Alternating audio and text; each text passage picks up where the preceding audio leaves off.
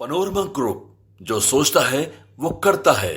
अच्छा, एक चीज़ पूछना था सर, अभी 3 राज्य में आपकी जीत हुई है, सरकार भी बना रहे हैं। जीत होने के बाद तरह तरह की बातें आ रही हैं। नीतीश जी कुछ कह रहे हैं, दिग्विजय सिंह कुछ कह रहे हैं कि एनडीए कराते तो शायद ये परिणाम नहीं आता। तो आप क्या कहना चाहते हैं? देखिए, ये लोग जो लोग बात कर रहे हैं ना इंडिया अलायंस के बारे में, रिजल्ट तो सामने है। तो तीनों प्रदेश में अगर आप देखिए, चाहे वो राजस्थान हो, छत्तीसगढ़ हो, मध्य प्रदेश हो, तो राजस्थान में और छत्तीसगढ़ में तो कांग्रेस सरकार थी और दोनों मुख्यमंत्री का अपना एक चेहरा था, चाहे गहलोत साहब हो चाहे बघेल साहब हो। तो ये 2 स्टेट में तो इनकी बड़ी मजबूत सरकारें थी और वहां पर जो ही लोग बात बोल रहे हैं, आप बता रहे हैं, आपने नीतीश बाबू को बोला, तो राजस्थान में या छत्तीसगढ़ में जेडीयू तो है नहीं, मध्य प्रदेश में जेडीयू है नहीं। समाजवादी पार्टी की जहाँ तक बात है तो समाजवादी पार्टी कभी मध्य प्रदेश में चुनाव लड़ती थी, उनके कभी कभी 1-2 विधायक जीत भी जाते थे। तो अगर इनको साथ रखते भी कर कांग्रेस वाले, तो आपने देखा ना कि नीतीश बाबू के पार्टी के 9-10 कैंडिडेट लड़े मध्य प्रदेश में। वोट कितना है जी?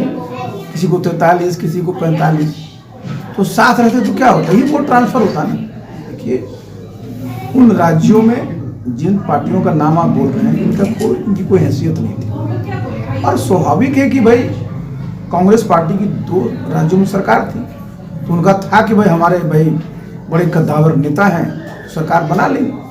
लेकिन आप जानते हैं कि आज की तारीख में राजस्थान में तो आप जानते हैं हर एक 5 साल बाद सरकार बन जाती है। और फिर जो भ्रष्टाचार का मामला आ गया, आपके छत्तीसगढ़ में भ्रष्टाचार का मामला आ गया, तो इसलिए ये जो कह रहे हैं कि साहब, ममता बनर्जी भी बोल रही है कि अगर एनडीए अलायंस लड़ता साथ में, ऐसा कुछ नहीं। देखिए, क्षेत्रीय पार्टी का प्रभाव अपने प्रदेश में, तो आप बताइए छत्तीसगढ़ में कौन क्षेत्रीय पार्टी है, मध्य प्रदेश में कौन क्षेत्रीय पार्टी है, राजस्थान में कौन क्षेत्रीय पार्टी, कोई नहीं। तो इसलिए वहां कांग्रेस ही टक्कर दे सकती थी और कांग्रेस ने टक्कर दिया, ऐसा नहीं है, सेकंड पोजीशन पर तो वही है ना। तो ये लोग जो देखिए कांग्रेस पर दबाव बनाने के लिए इस प्रकार की बात करते हैं जो उचित नहीं, ताकि हमको भी कुछ मिल जाए। क्या मिलेगा साहब? देखिए, राजनीति में ताकत जो है ना वो जनता देती है, और जनता अगर ताकत देगी तो आप सत्ता में रहिएगा, आप सरकार चलाइएगा, और जनता ताकत नहीं देगी तो आपको पक्ष में रह करके जनता की सेवा करनी है। अच्छा, अब आगे 2024 और 25 है, इसमें क्या रहेगा बीजेपी का? देखिए, स्वाभाविक है कि अभी जो आपने देखा कि जो चुनाव हुए तो उसमें जो भारतीय जनता पार्टी का प्रदर्शन बहुत अच्छा है, और खास करके प्रधानमंत्री के नेतृत्व में जिस प्रकार से लोगों ने वहाँ कैंपेन चलाया, जो काम हुआ है उसको सामने लोगों को रखा, तो जो अब 2024 में तो बहुत समय बाकी नहीं रहा। 2024 में तो स्पष्ट दिख रही स्थिति ना कि जो खास करके जहाँ जहाँ जो जिसको आप कहते हैं हिंदी क्षेत्र है, वहाँ पर बीजेपी मजबूत रही है, मजबूत है और आगे चुनाव में भी मजबूत रहेगी। और 2024 में तो आप जब तो सब लोग मानने भी लगे कि फिर से जो है केंद्र में एनडीए की सरकार बनेगी और आदरणीय नरेंद्र मोदी प्रधानमंत्री बनेंगे। 2025 की जहाँ तक बात बोल रहे हैं, तो देखिए मैं बार बार बोलता हूँ, बिहार में 2025 में चुनाव नहीं होगा, वो चुनाव 2025 के पहले होगा, क्योंकि जो पार्लियामेंट का चुनाव होगा 2024 में, और नीतीश बाबू की जिस प्रकार की आजकल स्थिति चल रही है उनकी, और दोनों जो इनका अलायंस पार्टनर में जिस प्रकार का खींचतान चल रहा है, और 2024 में ये लोग हारेंगे बिहार में, उसके बाद राज्य सरकार टिकने वाली नहीं। तो 2025 नहीं बल्कि 2025 के पहले बिहार में चुनाव होगा, और बिहार में भी यहाँ बीजेपी के नेतृत्व में एनडीए सरकार बनेगी, अगला जो भी असेंबली चुनाव होगा। अच्छा, एक चीज़, अभी आपके यहाँ एक प्रोग्राम था, बहुत अच्छा प्रोग्राम था, उसमें लगभग 500,000 के लगभग मुस्लिम समुदाय के लोग गए थे, मीटिंग हुई थी, उससे लगा कि लोग बीजेपी में सड़ रहे हैं मुस्लिम लोग। तो क्या लग रहा है आपको? देखिए, एक बात अगर देखिए कि आप जितने भी सरकार के कार्यक्रम, एक बात पहले समझिए कि जब से प्रधानमंत्री नरेंद्र मोदी जी हैं, आपने देश में कहीं नहीं देखा होगा, जो चाहे बीजेपी के भी प्रदेश हैं, वहाँ कहीं भी आज की तारीख में न तो जातीय हिंसा है न सांप्रदायिक हिंसा है। देखिएगा, बिल्कुल सामाजिक सद्भाव है, सांप्रदायिक सौहार्द है, भाईचारा है, और जितने विकास के कार्यक्रम हैं। अब आप ले लीजिए किसान सम्मान निधि मिलेगा, 6,000 रुपया किसान को 3 किस्त मिलता है, उसमें कोई भेदभाव नहीं है जी, ये हिंदू है, ये मुसलमान है, ये अगड़ा है, ये पिछड़ा है, सबको मिलता है। अब आप देखिए अभी जितने तरह की छात्रवृत्ति सब दी जाती है, अब 5 किलो अनाज, ये दुनिया में पहला भारतवर्ष देश है जहाँ 81 करोड़ से ज़्यादा लोगों को प्रति महीने 5 किलो अनाज मुफ्त में मिलता है। अब बताइए जो 81 करोड़ के जो लोग मुफ्त में अनाज पा रहे हैं, उसमें हमारे मुस्लिम समाज के कई करोड़ लोग हैं। तो सरकार की तरफ से जो भी नीति बनाई गई है, जो भी कार्यक्रम चलाए जा रहे हैं, चाहे विकास के कार्यक्रम हो, सेवा के कार्यक्रम हो, कहीं भी जाति के नाम पर, धर्म के नाम पर, क्षेत्र के नाम पर, भाषा के नाम पर, लिंग के नाम पर कोई भेदभाव नहीं।